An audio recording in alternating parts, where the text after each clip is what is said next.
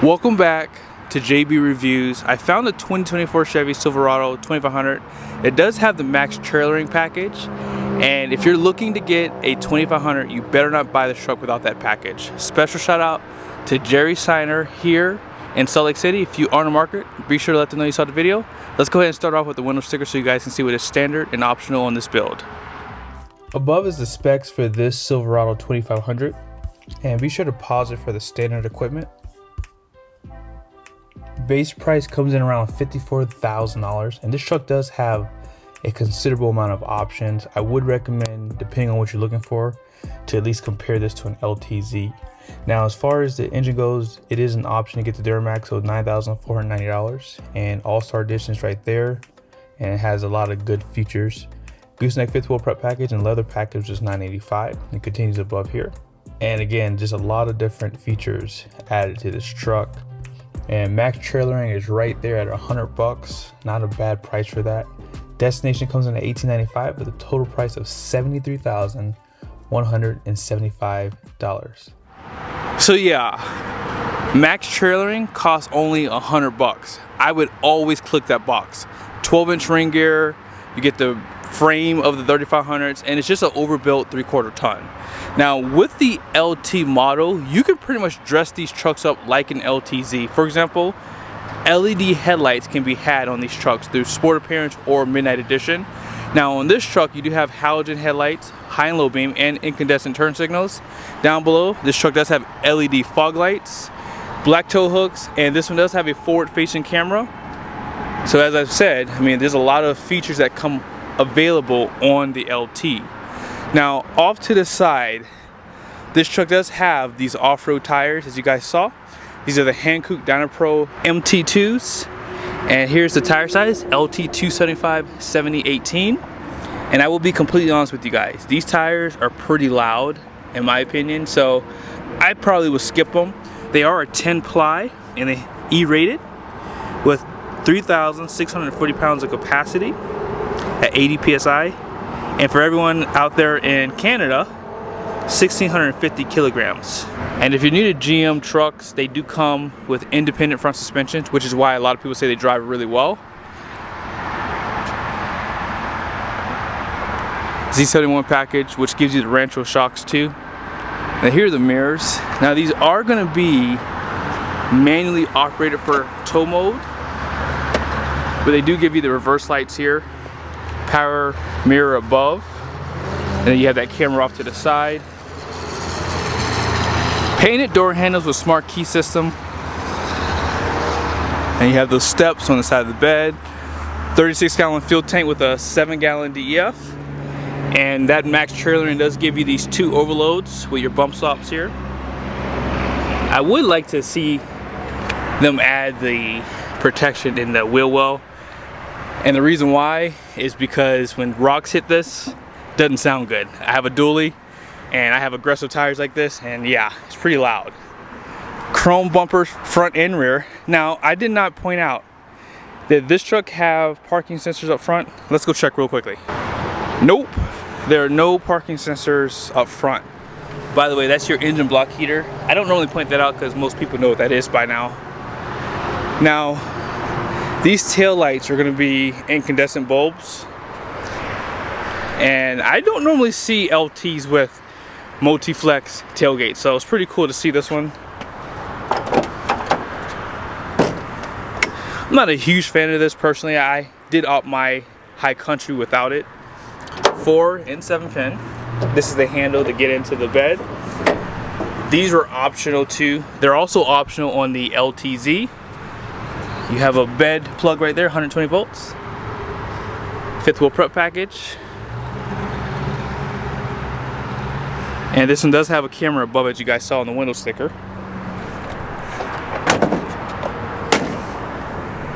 Camera inputs here, 7-pin, class 5 receiving hitch, 342 rear.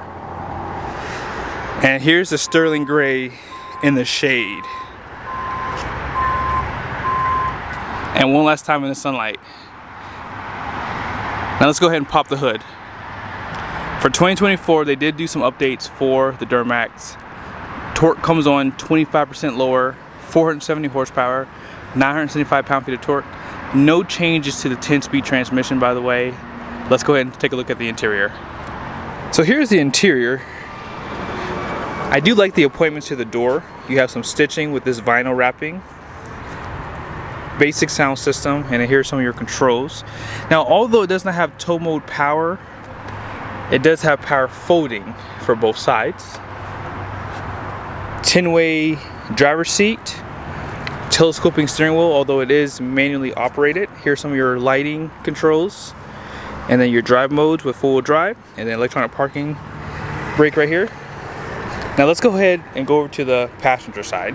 Now for some people this isn't a big deal, but if you get a LT, you do not have the option to make this seat power.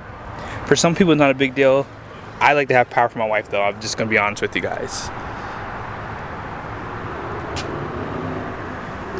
And then here's some of your storage on this side. And here's the roof, LED lights for the interior, HomeLink. My LTZ doesn't even have that. So this is a really jazzed up LT. And that's what's cool about this truck. If you don't really care to have like a power seat on the side, but you really do want to try to keep the price down as low as possible, you can add some nice features to this truck, like the leather seats. Out back, 60/40, you still have the storage for the seat backs. And then down below, USBs, Type A, Type C, power plug, 120 volt, air vents. And this is a pretty big cab too.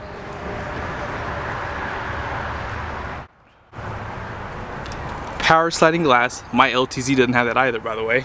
But obviously it is optional. Seat back pockets. A little bit of storage below the seat here. And lastly, some cup holders with an armrest if nobody's sitting in the center seat out back. Now in the center seat up front, storage below, and there's this to pull to allow it to drop down, and then you have storage inside of this area, cup holders, place to put your phone like so. And let's go ahead and start it up. Now I've shown this to you so many times, I won't take too much time today, but this interior has come a long way. Good on GM to really do this big of an update with the refresh. Dual climate control, your trailer brakes right there, heated seats was an option too. Push button start. Your home button's right there. This is a 13.4 display, which is the biggest in the segment currently. 12.3. This comes standard on LT up. And it's very customizable. You can change the graphics in it. You can show your transmission temp pretty easily inside of here. And I just like how clean the layout is too. Now if you put it in drive, of course you have that 360 camera view. And it shows you the front and rear. You can also see above in animation. If you're going off-road, you can see where the tires are. This is good also for parking spaces too. If you need to hook up to your conventional trailer, you have that view, and as you guys saw, you do have a view above the bed. Now you can turn on the line for the gooseneck or fifth wheel by pushing the button right there, and it does go away. You can zoom in. So this is very useful, helpful. There's also a trailering app too in this truck, which is right here. And when you have the tire pressure monitoring, by the way, if you're going to be ordering a truck, order your truck with the tire pressure monitoring for your trailer, because it does show the tire pressure in this screen if you have your trailer hooked up, plus the temperature. This screen is also very customizable. You can take things away if you like, and you can add in your trailering here. You can even add in, you know, whatever you really want. Your cameras. I actually have my cameras added in here too, just so they're easy to find. And because you have 360 camera, that might be useful for you as well. Here's some of your buttons down below. You have your exhaust brake, lane keep assist, parking sensors. You can drop the tailgate, caution lights, traction control, and downhill assist. Oh yeah, by the way, I should probably show this to you. You have 2 USBs up front. So you have 4 in total with this setup. Now if you are ordering a truck with max trailering, you can get an 11,750 pound gross vehicle weight rating. I don't know right now, but you might actually get these numbers higher. Maybe someone who has the 11,750 or the 11,900, which is the long bed truck.